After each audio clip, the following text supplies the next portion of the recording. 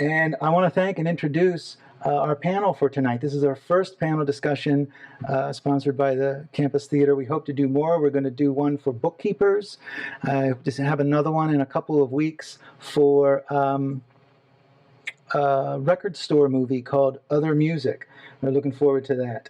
But without further ado, I just want to say, introduce and say thank you to Joanne Henry, Gary Hardcastle, Billy Kelly, and Larry Lawson. And I'm going to throw it over to you guys. Thank you so much.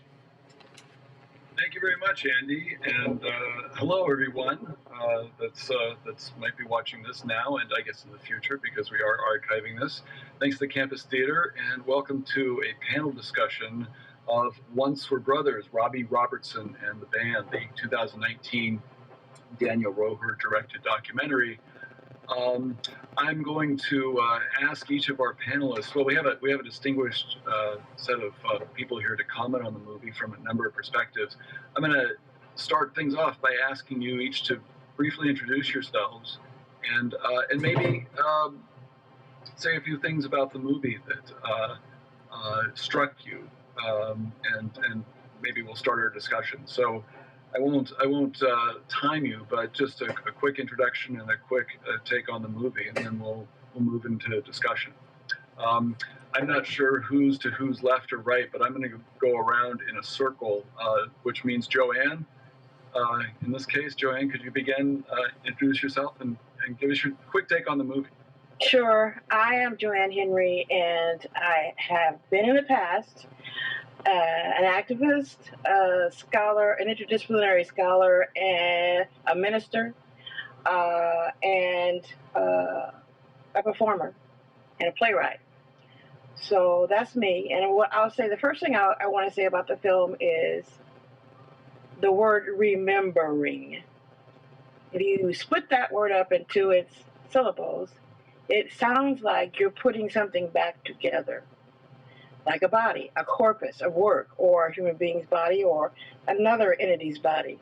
And that's what really I kept feeling very strongly as I watched the film, is how memory is so subjective, and how when I think of my life, I might not pick the most important things that someone else might think that was important. Yeah, so that was what I was thinking while I was watching the film. How memory works. Thanks, Joanne. We'll return to all of these topics in discussion. I'm going around in my circle. Larry, can you introduce yourself and give us your take on Once Were Brothers?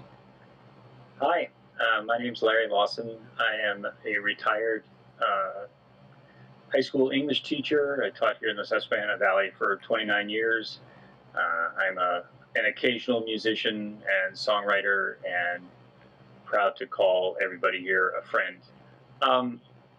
My initial take on the movie, I will say, connects, I believe, with Joanne's observation. I liked what she said about remembering as an act of putting things back together. And in teaching high school English, we always talk a lot about point of view. From the point of view from which a story is told. And it occurred to me as I was watching this point of view for this particular movie was very much the view that it seems Robbie Robertson would want us to have. It's a story told from perspective, and I'm sure there are other sides to this story, 4 at least to be exact. And I really enjoyed the movie. I learned a lot about that time in music history. I learned much more about the band and what they were about, their efforts to make communal music. But I also came away from it feeling as if I had one particular perspective that I want to know more. So that's where I would start. Thanks, Larry. That leaves us with Billy, Billy Kelly. Hello, that must be me. Yes. Hi, Billy Kelly. I'm a singer and songwriter and a comedian. And I enjoyed this movie a lot, although I agree with the other points that, there was a reassembling of one particular perspective of this complicated story. What I did find really interesting, something I never really knew that much about, was how much of an education it was, particularly for Robbie Robertson as a songwriter, to work with Bob Dylan for whatever they said it was, 6 months or something, where he was coming over to the house every day to record for a few hours. And then suddenly at the end of that, Robbie Robertson is writing these masterpiece songs. So I found that interesting to put a spotlight on that, wow, he was really taking notes during that time and came out of it as a very formidable songwriter. It seemed like that's where that transformation took place. So, Well, thanks. You're welcome, Gary. Back to you. No problem. I've got some questions sketched out here, so I'm thinking that in my role as moderator, I'm also, though, taking questions, I think, from Andy that might be coming in from any listeners. Is that true or not, Andy? That is correct. Yep. Okay. So, and we're clear on the board, right? So it's my question. So you got it. Okay. So I'm going to introduce some questions, and I think I'm going to, not the interest of time so much, but in the interest of sort of mixing it up, I'm going to direct my questions to maybe one or two of you, but feel free to chime in, please, okay? And we'll explore some topics. So the thing that struck me about the movie, and I'd seen it just before we all went into quarantine, actually, in a theater, and I saw it again just today. At the heart of the movie, and it runs through some of your comments, is, the notion of brotherhood. It's Robbie Robertson's story, but it's a story about somebody who finds the family that he, didn't have, and it's a story where he feels at home, and that theme of brotherhood. It's a complicated theme, but I wonder if I could ask, actually, Joanne and to comment on that, or how it looked from the point of view, from your point of view. I think the grounding of his life in First Nations community, in the musical part of that community, and the mythic way that he talks about it, and the mythic way that it's expressed by the visual images that we have. He talks about going there. It was very powerful to me. And the whole thing around moving back and forth between Toronto and that space, moving with his mother's story with his father's, yeah. And now feeling a complete family, whatever that means, yeah. Right? Within the context of the conventional family unit, he didn't have that, yeah. And felt a loss because of that, but still had that rootedness in his indigenous community. I thought that was very important in his story, although in a way it just kind of gets glanced over, in a way. But we find that he's deeply rooted in the music, because that's where people encouraged him to have music in his life, it seemed, at first. Yeah, I hadn't, his history, his early childhood, his mother was, I think, a full Native American. Is that right? I can't recall exactly. We'll let it go for now. But his history had one of the things I found about the movie was that I don't know if it returned to that theme in the way that might have been satisfying, because I didn't forget it exactly, but you reminded me of it when you mentioned it. Larry, Billy, do you want to add to that or chime in? Yeah, it was an interesting point. It did start off very strongly accentuating the nature of his upbringing with regards to his family, but it didn't come back to it. And, it's very one-sided, as we said. So I actually didn't buy any of this brother stuff that, this song that they kept going back to that he's working on today. It just didn't do anything for me. So he seemed to betray that whole idea to make him. He said about going to see Levon Helm on his deathbed, and he was unconscious, and we were supposed to think, oh, that's good. He did it. I don't know. He did a mitzvah? Sorry? He did a mitzvah at the end there? Yeah, A mitzvah. Is that what you said, Joanne? A mitzvah, right? Yes. Yes. Yeah. Yeah, I didn't buy the big family connection if he's the only one talking about the family. But I know they were trying to make that, yes. Well, I don't. Larry, did you want to add anything to that or to respond to that? Well, because of the questions raised by the movie, I did a little additional research today, and what I learned through that is that other members of the band, particularly Levon Helm, but others also, have felt or did feel somewhat betrayed by Robbie Robertson. Mm-hmm.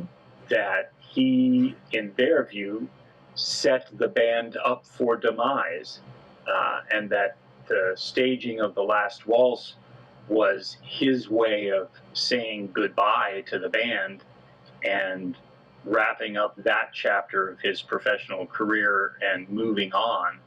And so I don't think that any of them shared the same nostalgic view of the brotherhood that Robbie Robertson was conveying through the film. I thought it was telling that Garth Hudson, who is the only other living member of the band, was not a part of the film at all. Mm-hmm. That there was no commentary from him whatsoever. And it struck me as incriminating in some ways, that he was not able to be brought into this reflective process. If they had just called it Robbie Robertson and the band or something, then all these issues are gone. Then you know what you're getting. But they really sold the brotherhood angle. Right.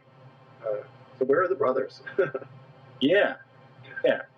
Well, that's what I was talking about when I was talking about how people remember things. And it's possible that at the time when they were in Woodstock, that feeling was true. Right.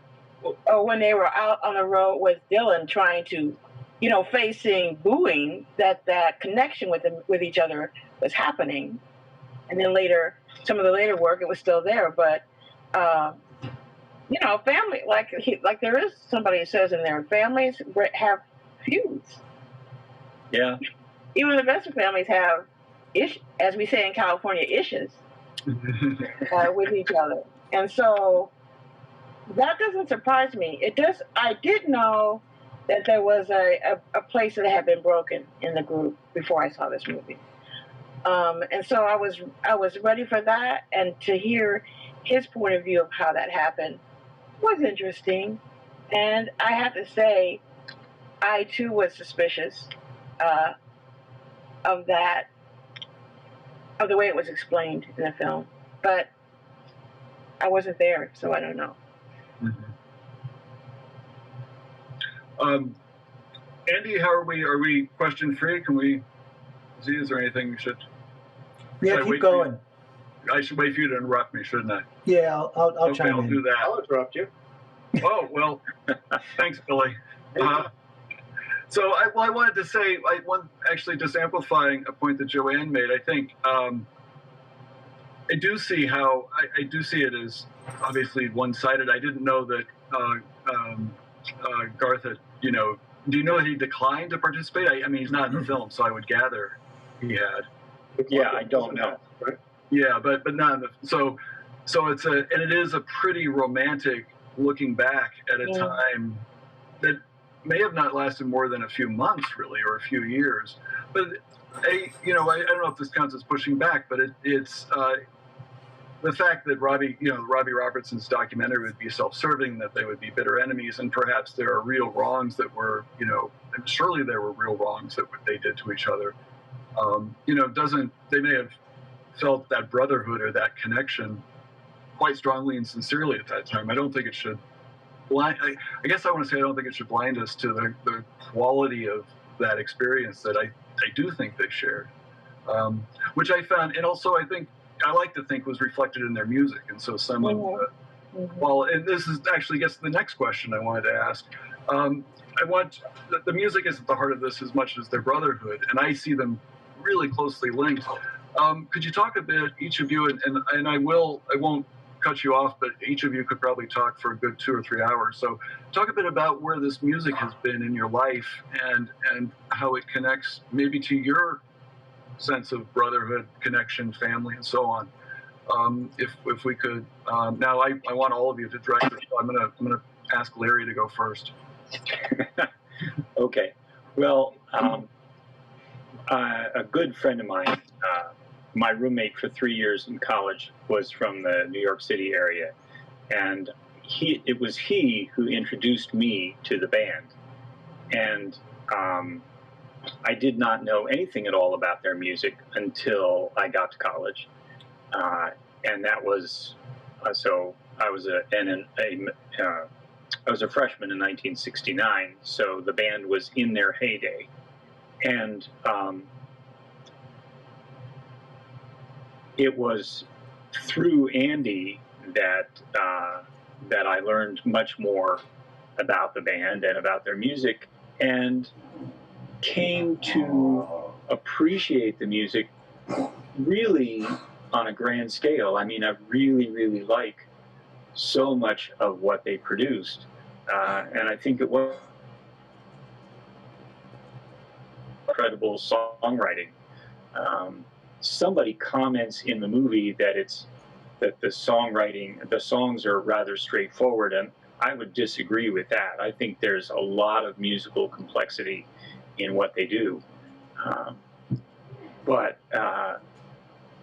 I learned at that point to really enjoy and appreciate their music, and I have ever since. And obviously, there are songs of theirs that resonate through the decades.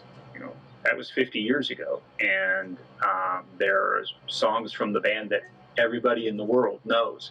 So it's a powerful testimony to their impact on the music scene. And of course, I love the irony that the first Americana band was 4/5 Canadian. If that doesn't bring some Canadians to the fore in questions, I don't know what will, Larry. So, Billy, could I ask you to comment on the band's music? And You can. I'm about to. Yes. Would you comment on the band's music and its your relation to your entire life, starting My with whole life. I bought the Bob Dylan Live at the Albert Hall concert, a bootleg, on vinyl when I was, I think, 14 or 15 years old. I bought it at a record store, and I didn't know that that was the actual, that the band was the same lineup for that particular concert. And I always, I love it. It's great. You don't hear the booing in it like they talk about in the movie. But it's very scrappy. The music is very scrappy. It always sounded like a prototype to me of, what Dylan would go on to do later. It was like, it is kind of loose, and I mean, I certainly wouldn't have booed it. It's fantastic, but it's kind of rough, really, for what, I think they made the analogy that later, they went back 10 years later and played these songs again, and everybody clapped. They were quite a bit tighter at that point. So anyway, I've just known about that. I've had that record since I was 14, and I don't know. I've always that leads to music from Big Pink, and that leads into that whole thing. So I've just known these songs. It feels like forever, and I love them. And they've been as much an influence as anything, I guess. Thanks, Joanne. Could you talk about their music and its relation to your life?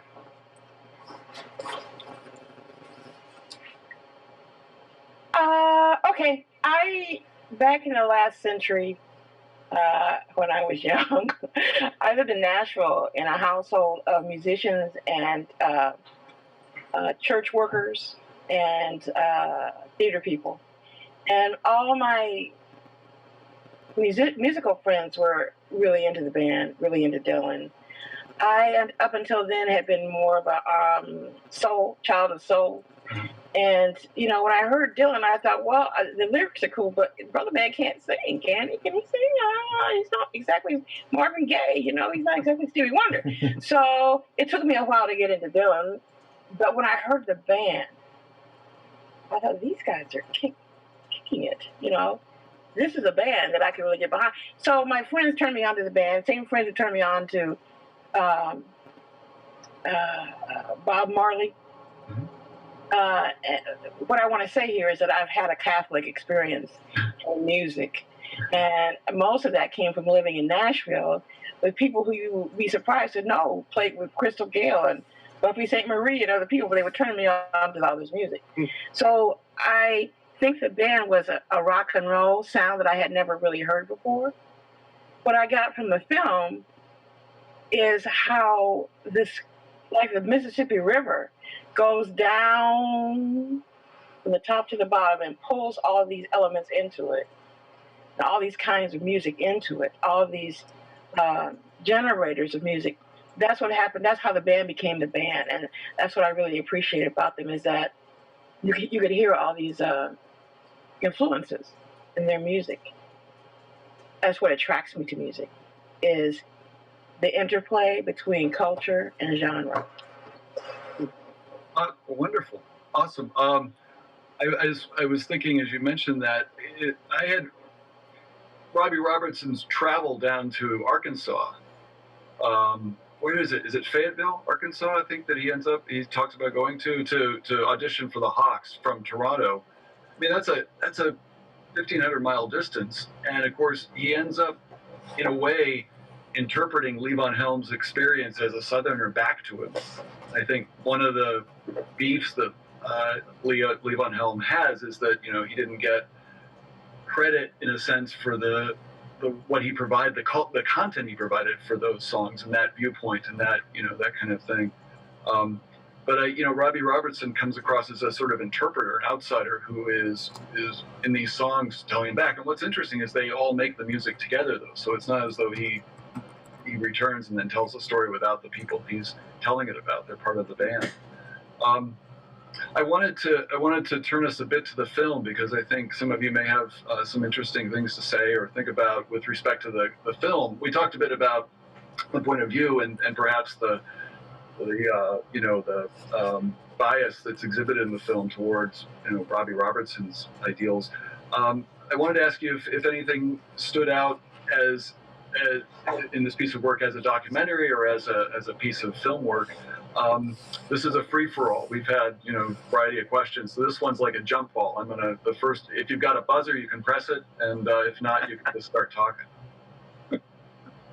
So the film, what struck you in the film, or what stood out, or what do you think it mentioned? Did you like the film as a film, as a piece of documentary? I didn't really. I mean, I liked it. I was entertained by it, and I got into it. But I didn't really like it. I felt like I've seen this before. There was nothing in it. When Scorsese talked about how he filmed The Last Waltz and decided not to show the audience in it, that's sort of a groundbreaking artistic choice. That stuff I found interesting, but I found that completely lacking from this. And I don't know how many times they can get Bruce Springsteen to go out on a camera and say that something changed everything. How many times we go, and then he came in and that changed everything. And the fact that he changed everything back. So I was picking holes in it a little bit. I enjoyed it. I was glad to have the opportunity to see it. I was looking forward to doing this, and I'm enjoying talking about it. But it didn't. As a film, it seemed. It went under my radar. Okay. Yeah, I would agree that the filmmaker whose name was, what's the brother's name? I wrote it down. Robbie Robertson. No. You mean the director? Yeah, his name was Roher. Daniel Roher. And he also did some of the editing of it, I believe. I've got the IMDb here. He and Eamon O'Connor did the editing. Yeah. It's conventional. I mean, nobody's going to be knocked out by that. The fact that he's using the things that we've seen before, like the trip from Canada down to Arkansas, well, that's sort of an echo of Curtis's piece in Casablanca, where they go from Europe down to Algeria. You remember how that's done? Yeah. So it's a similar kind of thing as that. So it's nothing that's new, but it did hold my interest. And the whole talking heads thing is difficult to get around when you're making a a film like this, a documentary kind of film where you have people talking about their experiences of somebody else. How do you get around, Andy, the talking heads? I don't know, but it that was an obvious thing that was in this. Like I was saying earlier, there were some kind of nifty kinds of editing bits, like when they went from meeting from Woodstock to California, the meeting David Geffen, and the music behind is Joni Mitchell, Free Man in Paris, which is a conversation about her talking about meeting up with David Geffen in Paris, and knowing. If we know a little bit about who Geffen was, he was certainly somebody who was on the make. Yeah. So it's clear through the film that that's what he was about. But I just like that kind of, if you know that story about A Free Man in Paris, you see what the filmmaker's saying here about Geffen. Mm. And the other one that I really liked was when they're talking about one of Richard's Manuel's car wrecks, the car wrecked with what was her name? Dominique. Dominique. With beautiful Dominique, and they go from I'm not going to find it now, but it's cool. I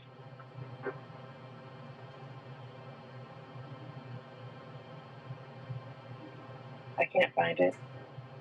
What was it? The music? Yeah, it went from it was a great cut from between that and another piece of music. My biggest mistake was loving you too much was what was playing underneath it. Yeah. And it was like his biggest mistake was loving Richard too much and allowing Richard to do the behavior that he was doing. But at the same time, what can you do if you don't know how to deal with somebody who's sick like that? Yeah. Larry, I don't want to, Joanne, I didn't want to stop you. No, I'm fine. Okay. Larry, if you want to add to that or disagree with everything given, personal connection to the movie is actually vicarious, because it occurred to me after seeing the movie and after seeing this portrait of this band of brothers, and I will agree with the earlier comments that it may not have lasted and felt that way for a long time, but there was a point at which that was real.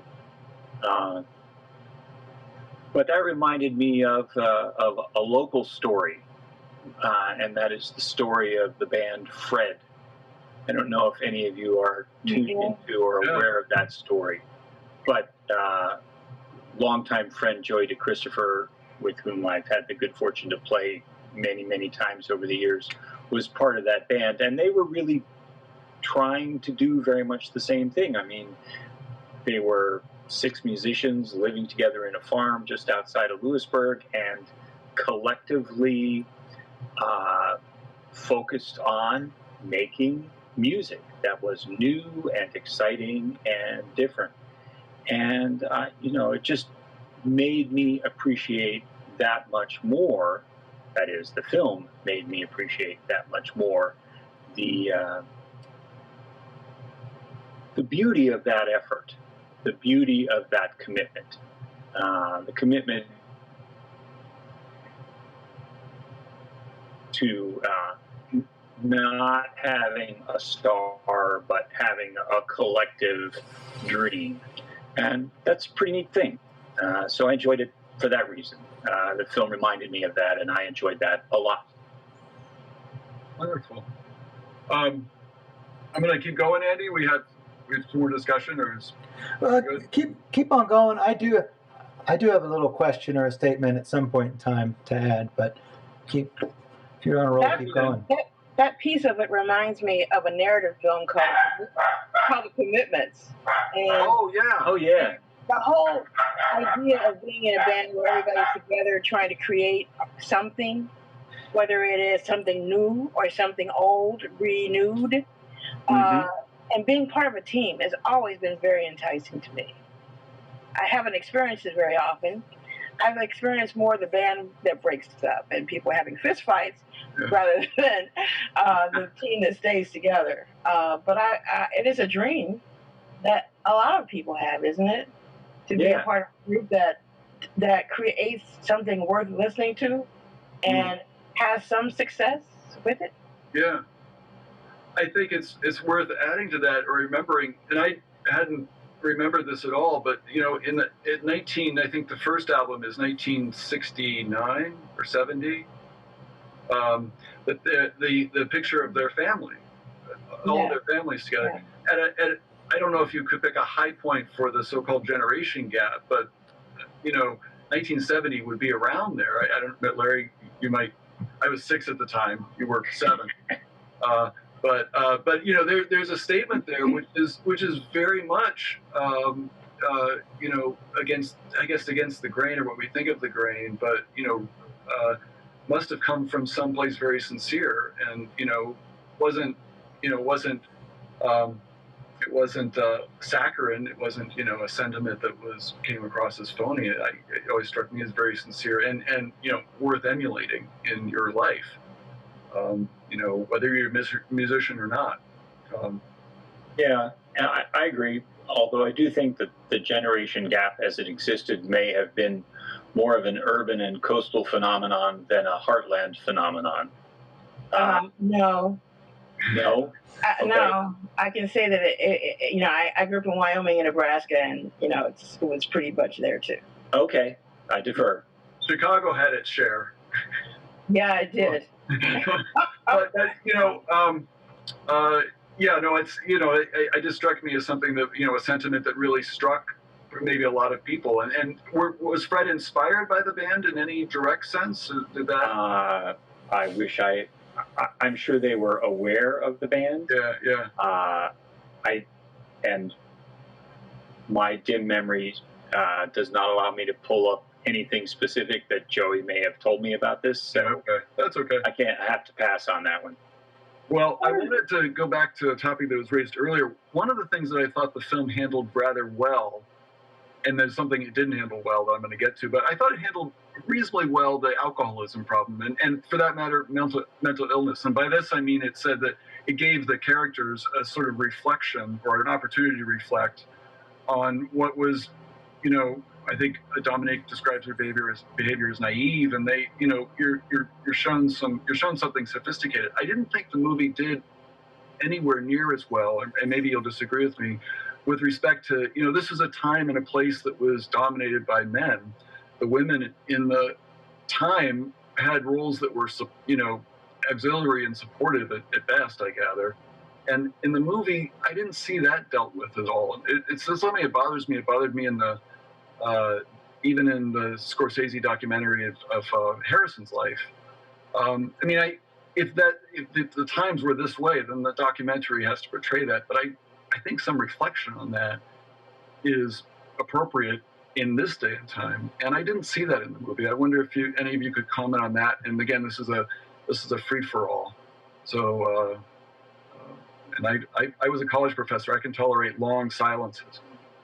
It occurred to me there's one woman in this movie. That crossed my mind. There's more than, there's his mother, Robbie Robertson's mother. I mean, she's not. Dominique's the only one who really speaks about. But does she? She's the only one they interviewed. Were there other? Yeah, must be the primary female. One of the main narrators. Yeah. Does she say anything about what it was like to be a woman at this time? No, not really. I didn't recall anything.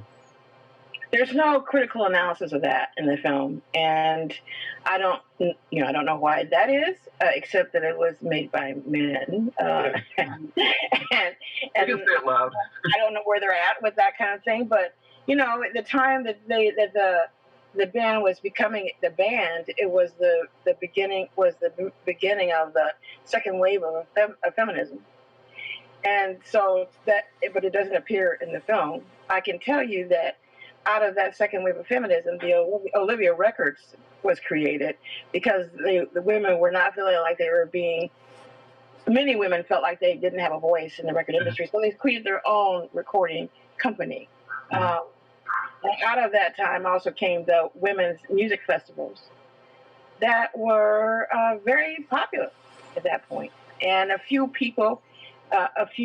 musicians became known from that.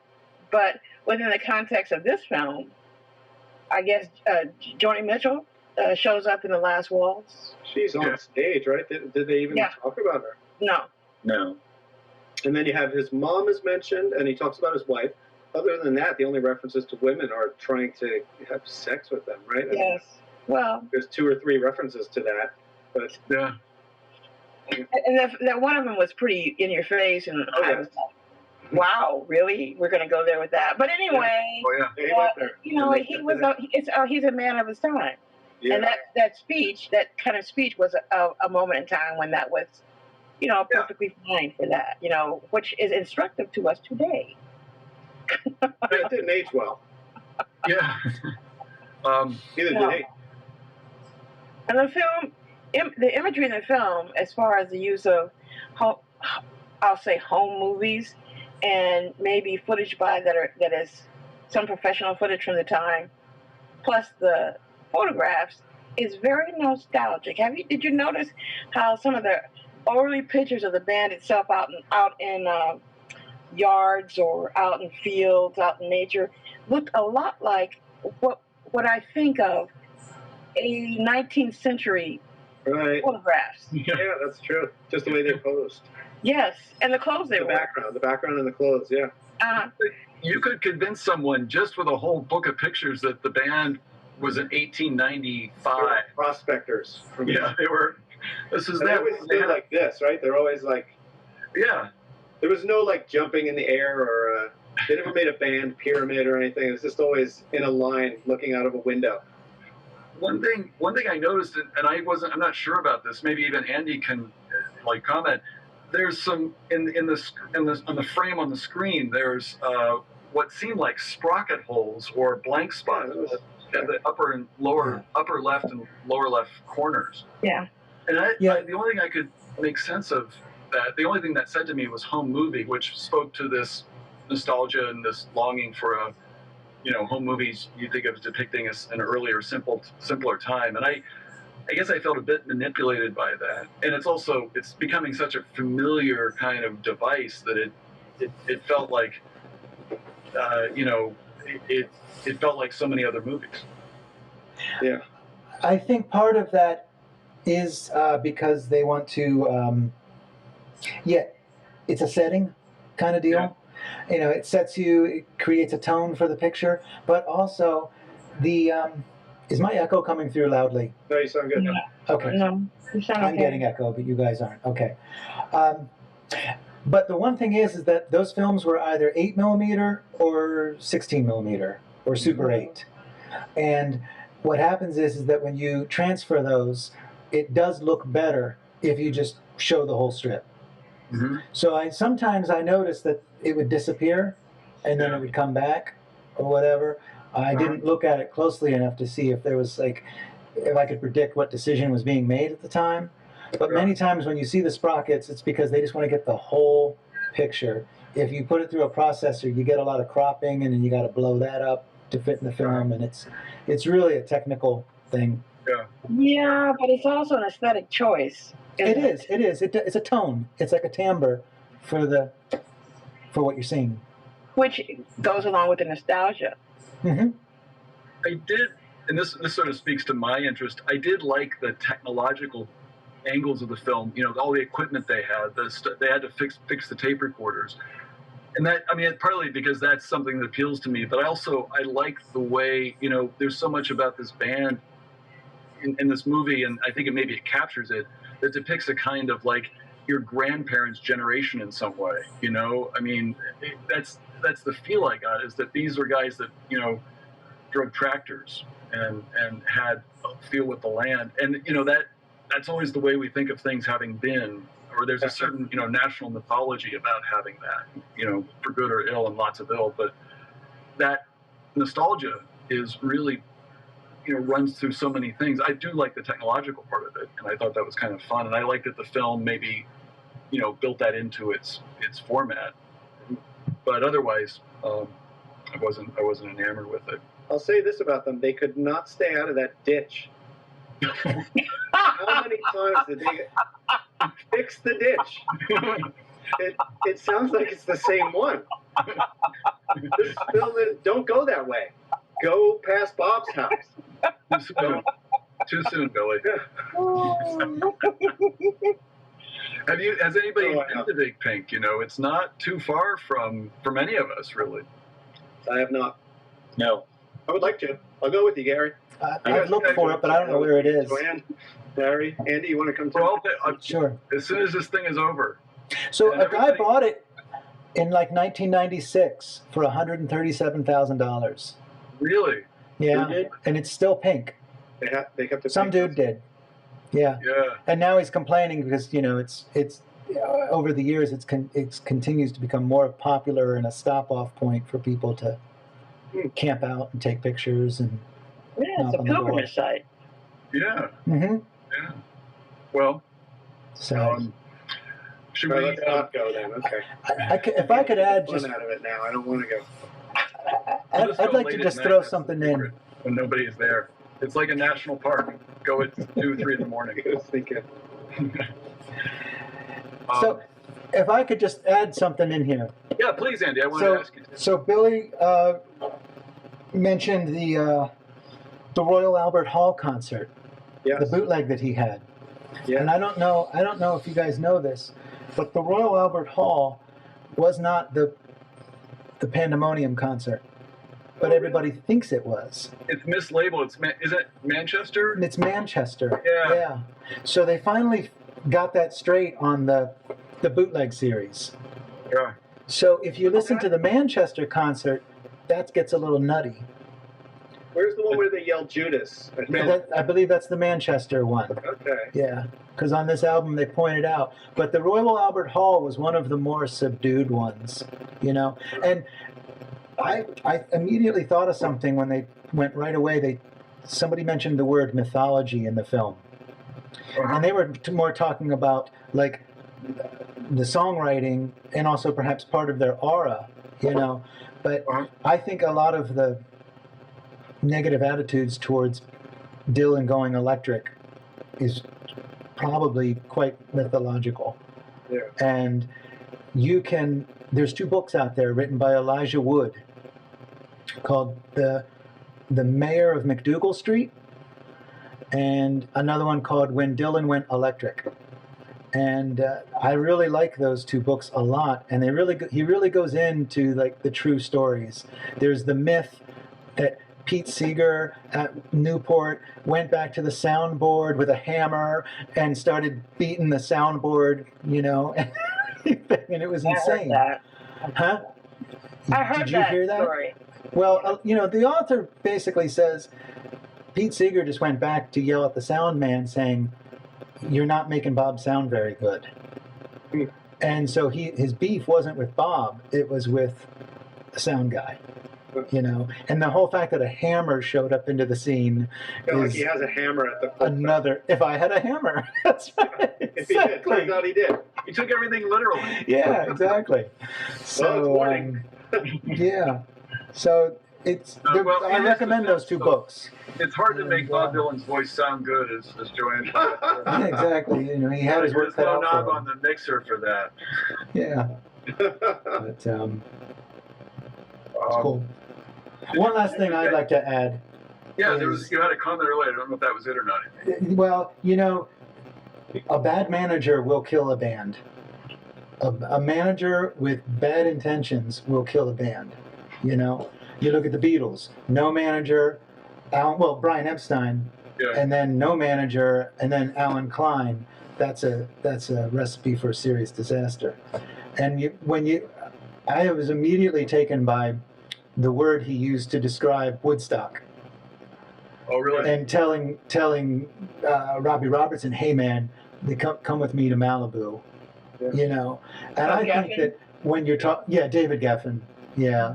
And I think when you're looking at good intentions versus bad intentions and who gets the shaft, as far as you know, he takes classic example of taking Robbie Robertson aside, saying, "You're the one," and yeah, he was the songwriter, and probably the cleanest member of the band. Yeah. Mm-hmm. You know, So I think, should we say that David Geffen is the Yoko Ono? we can leave it that. We can do that. We have that authority. That's not to endorse the Yoko Ono idea. It's just to Yeah. place it in the same cultural pigeonhole. Yep. Do we? I have a few more questions. I don't know what our time frame is, Andy, so I wasn't sure. Next Thursday. Well, it's Thursday. It's Thursday night. It's 9:16 It's Thursday. p.m. Go ahead. If you want to ask them, ask them. All right. One more question. Does that feel good? Yeah. And I had a couple. So let me ask. I talked a bit about the film and aspects of the film you like. Here's a question that isn't directly related, although maybe it's indirectly related. What topic, person, band, thing do you think deserves a documentary and hasn't gotten one? If you'd like to see a documentary, maybe not like this one, or one without the flaws that we've all talked about, or I guess here's a better way to ask this question: what story of this depth and this magnitude do you think hasn't been told and should be told? And here I'll ask, in the interest of time, we'll go around in the circle. We'll go the opposite direction as we began. So I'll ask Billy to go first. Billy was. But I don't have an answer yet. I was going to use the time when they were talking to think of my answer.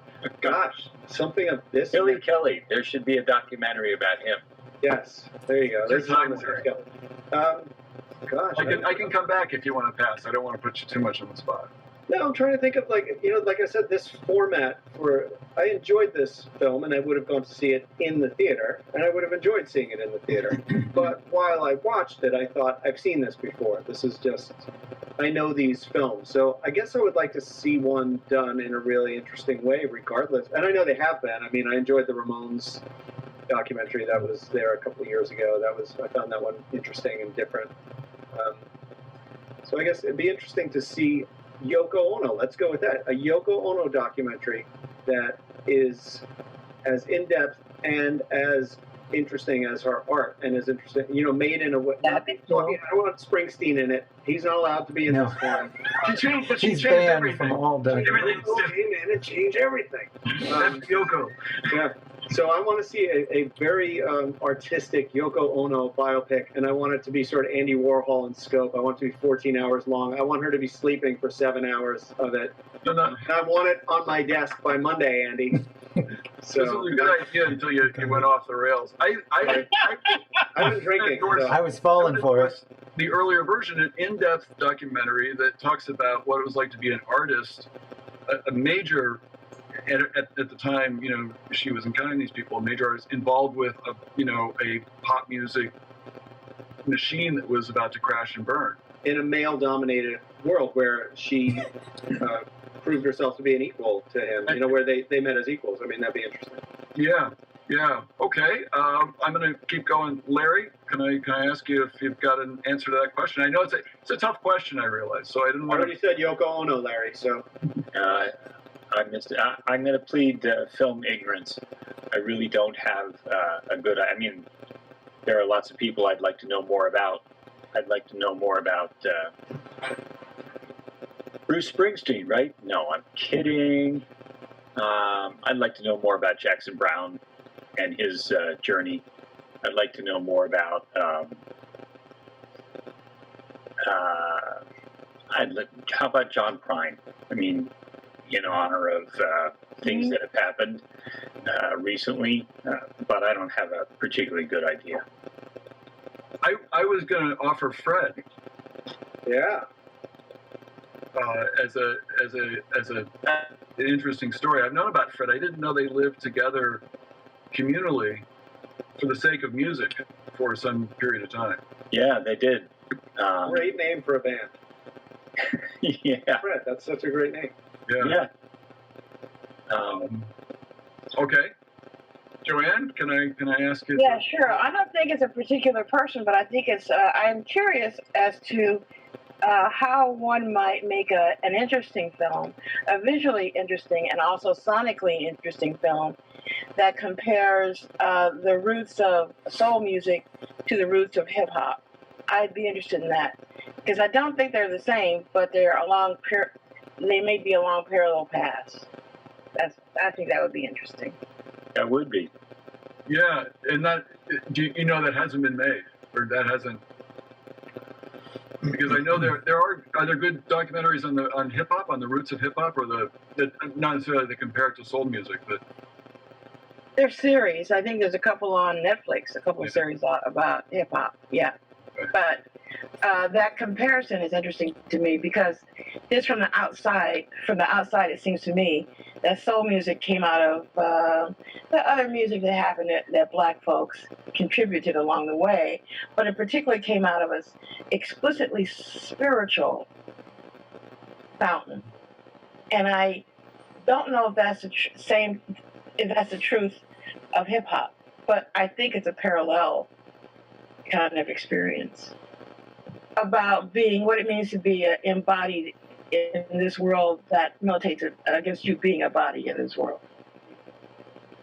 wonderful. Well, I want to say thank you to our panelists. We should be wrapping up, Andy? Is that okay? Yeah, let's do that. Let's call it a night. I want to say thank you to everyone, Joanne Henry and Larry Lawson and Billy Kelly. Thank you so much. I hope you had as much fun as I did, although I don't know if that's possible. This was a real pleasure taking apart and putting together this movie again, and to pick on the theme that Joanne began with. I will remember this, put it back together, and enjoy it for a while. And I guess it will be archived and live forever on the internet. Is that right, Andy? So we hope. Yeah. I'll know in a few minutes. I really hope it does. I want to thank you guys for your patience through the early technical problems. We did have a technical glitch, but we managed to get through it and start on time. And thank you guys on behalf of the Campus Theater. And this was a great first run. And I Thanks for the appreciate all your invitation. help. Yeah, thanks for having me. It was fun. Thanks Yeah. so much. Well, take care. All right, and, y'all. Everybody have a terrific All night. right. Stay safe. Good night, all. We'll All see right. you in the theater when it reopens. Yes. Yes. Good. Good night. Good night. all. Ciao.